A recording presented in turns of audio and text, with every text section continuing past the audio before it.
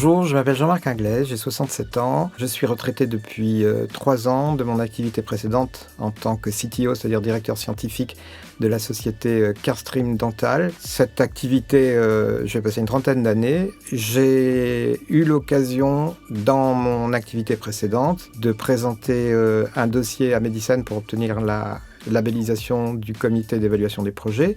Et puis, on m'a fait l'immense honneur de me demander d'y participer. Alors, depuis que j'ai pris ma retraite, je continue à avoir une activité de conseil auprès d'un certain nombre d'entreprises. Mais la participation au comité d'évaluation des projets de Medicine représente une grosse partie de mon activité.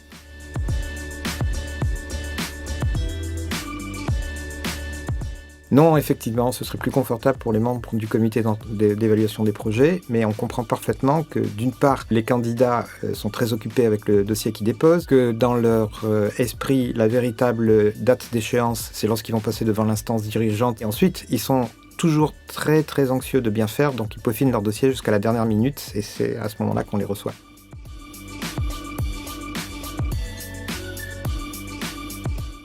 Alors, la réponse est oui.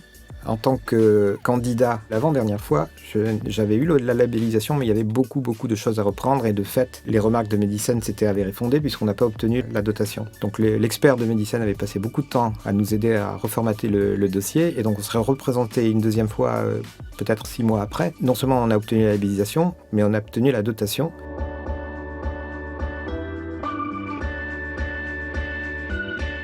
Oui, tout à fait. Le dossier qu'on avait porté en tant que candidat, la partie scientifique était validée, mais elle était tellement surprenante que peu de gens y croyaient à l'époque. L'expert de l'époque s'était énormément impliqué et il nous avait engagés et incités à continuer. Donc lui y croyait, nous aussi, et ça finit par aboutir à cette dotation.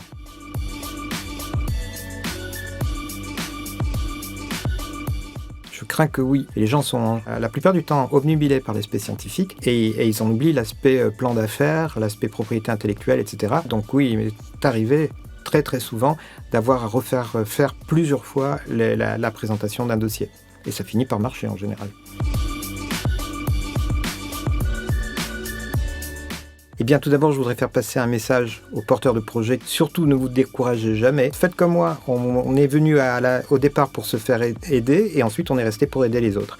Et c'est ce que je souhaite à Medicine pour les 20 années qui viennent, c'est-à-dire de continuer dans cette dynamique. Alors, joyeux anniversaire, Medicine.